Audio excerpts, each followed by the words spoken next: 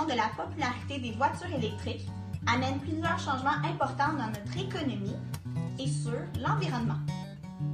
Certains de ces changements peuvent mener à certaines problématiques plus éthiques et environnementales qui sont peu souvent médiatisées. Est-ce que les voitures électriques produites comme elles le sont présentement est vraiment un modèle viable et une solution à long terme?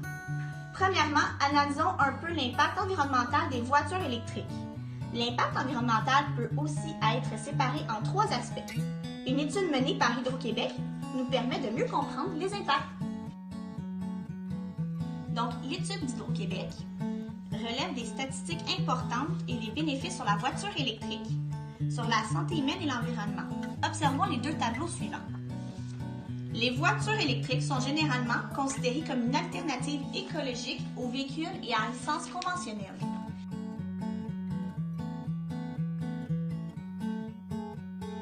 Cette industrie bénéficie donc d'une légitimité morale conséquentielle due au rapport positif sur l'environnement. Par contre, les statistiques se basent sur l'utilisation d'une voiture électrique au Québec.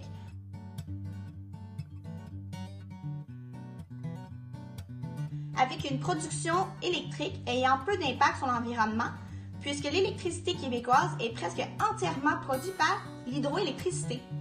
Malgré un accès à l'électricité verte, l'étude d'Hydro-Québec peut déterminer si les voitures électriques sont meilleures du point de vue environnemental dû à l'augmentation des minéraux. Bien que l'industrie produise des externalités positives en diminuant le gaz à effet de serre, l'utilisation de certains minéraux dans la production de véhicules engendre également des externalités négatives. De plus, selon une étude menée en 2013 par l'EPA et ABT Associates, l'extraction du lithium est un processus très polluant et soulevant d'importants enjeux sur l'écotoxicité et d'autres problèmes environnementaux, notamment des émissions de CO2. En plus d'être très polluant à extraire, les batteries polluent aussi beaucoup en fin de vie. Le recyclage de batteries est toujours possible, mais le processus est complexe et très coûteux. De plus, les batteries de chaque producteur automobile sont très différentes et n'existent pas dans le processus standardisé qui viendrait à diminuer les coûts. Le recyclage présentement permet de récupérer de 50% à 85% du lithium seulement. Le coût élevé du recyclage est pour l'instant très élevé puisqu'il faut disposer des batteries non traitées. Il y a donc un peu de compagnies qui sont prêtes à assumer les coûts présentement du recyclage. En Europe, uniquement 5% des batteries sont recyclées. Les 95% de batteries qui sont non traitées sont très polluantes. Elles peuvent générer des gaz très toxiques, des polluants qui contaminent les sols. Donc, il est possible ici d'observer l'extraction de la mine jusqu'à la transformation et le point B qui est le produit final.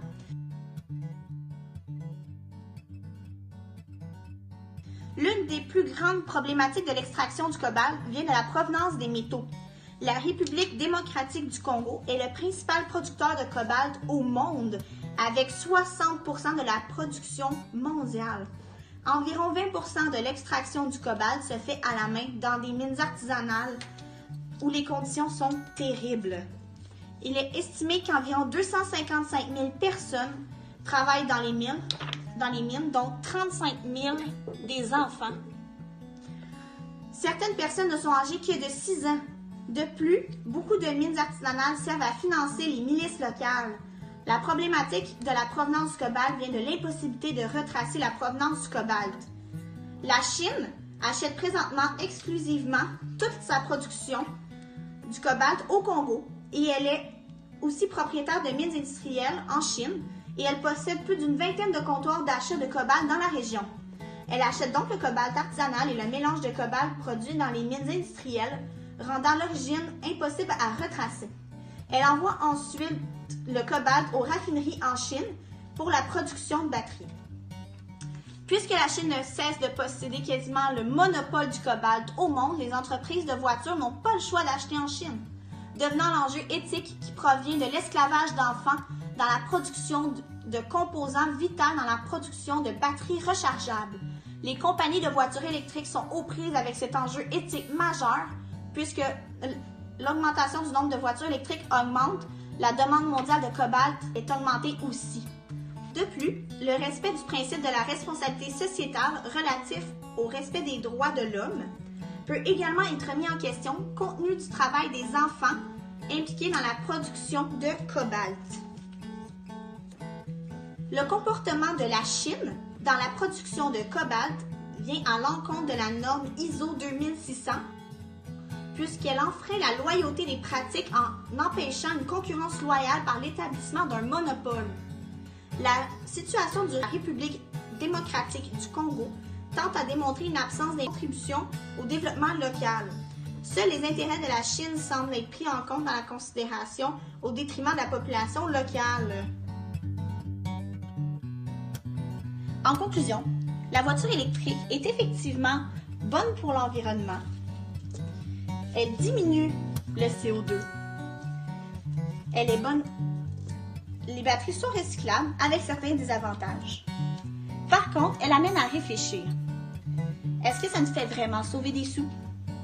Est-ce que c'est réellement bon pour l'environnement? Il faut penser également aux aspects, tout ce qui relie au un peu plus négatif. Certaines compagnies ont réagi par rapport à cette problématique. Tesla cherche continuellement à diminuer l'utilisation de cobalt dans les batteries de leurs véhicules. La quantité de cobalt utilisée dans leurs batteries a diminué de 60%, soit 11 kg à 4,5 kg par voiture. Tesla est présentement considéré comme un leader en termes de diminution de l'utilisation du cobalt dans leurs batteries. De plus, ils sont présentement en train de développer avec Panasonic une batterie ne contenant aucun cobalt. D'autres compagnies automobiles agissent autrement pour répondre à la problématique du cobalt. Les compagnies automobiles japonaises telles que Nissan et Honda vont avoir leur propre approvisionnement de cobalt contrôlé par le Japon directement.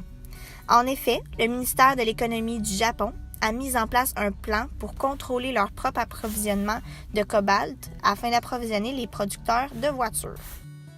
Il est important quand on s'achète une voiture automobile de bien s'informer, d'être au courant de tout ce qui se passe auprès des organismes et même à propos du gouvernement. Donc, avant d'acheter une voiture électrique, il est important de considérer tous ces facteurs importants reliés à l'utilisation d'une voiture électrique.